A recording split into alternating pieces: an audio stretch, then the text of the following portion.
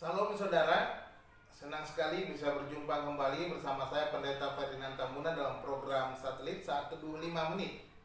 Saudara-saudara, sebelum kita membaca dan merenungkan firman Tuhan, marilah kita berdoa terlebih dahulu.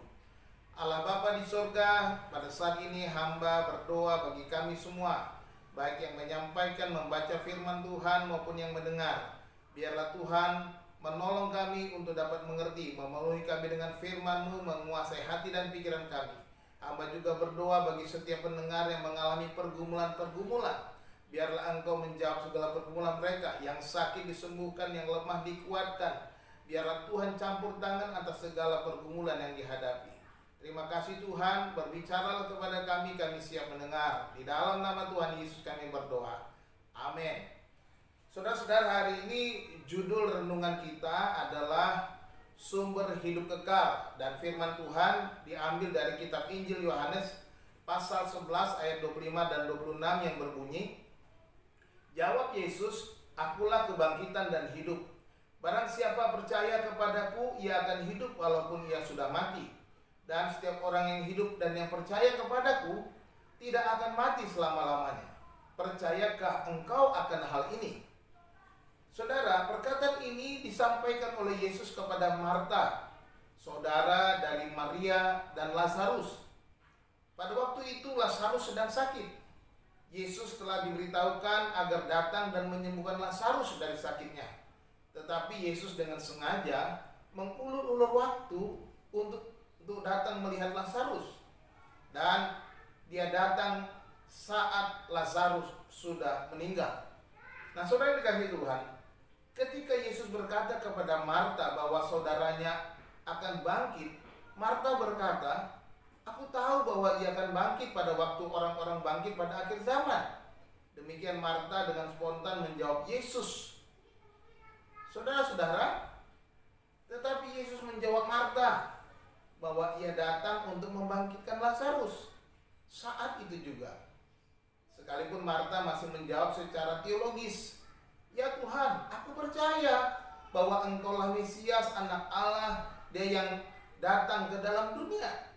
Dijawab dalam ayat 27. Jawaban ini menunjukkan sedikit kekesalannya karena Yesus terlambat datang. Dan akhirnya ia pergi dan menyuruh Maria untuk berbicara kepada Yesus.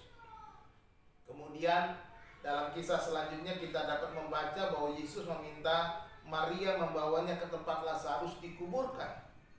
Di sanalah Yesus menyatakan kuasanya membangkitkan Lazarus yang sudah terkubur selama 4 hari. Bayangkan, orang-orang berkata dia sudah 4 hari dan sudah berbau busuk. Tetapi Yesus mau mengatakan perkataannya, dikatakan, "Akulah kebangkitan dan hidup. Barang siapa percaya kepadaku, ia akan hidup walaupun ia sudah mati."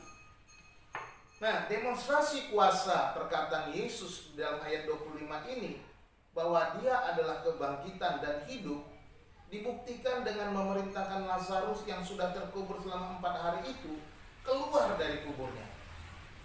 Dalam teks Yunani dikatakan ego emi he anastasis kai he zoe. Artinya, aku adalah kebangkitan itu dan hidup itu.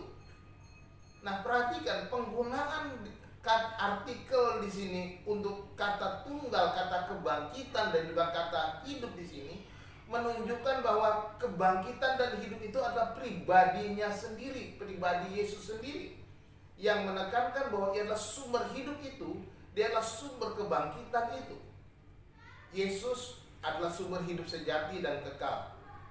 Ia bukan saja telah membangkitkan Lazarus, tetapi ia juga telah bangkit dari kematian, yang membuktikan bahwa ia adalah hidup itu sendiri.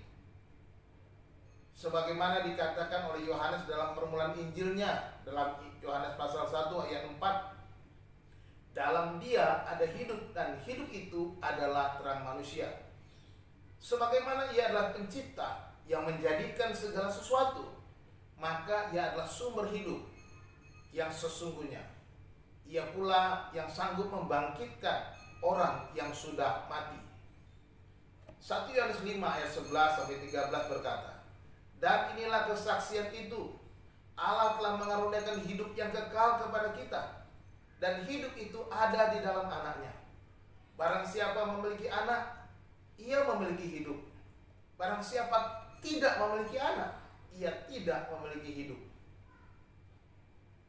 Semuanya itu kutuliskan kepada kamu supaya kamu yang percaya kepada nama anak Allah tahu bahwa kamu memiliki hidup yang kekal.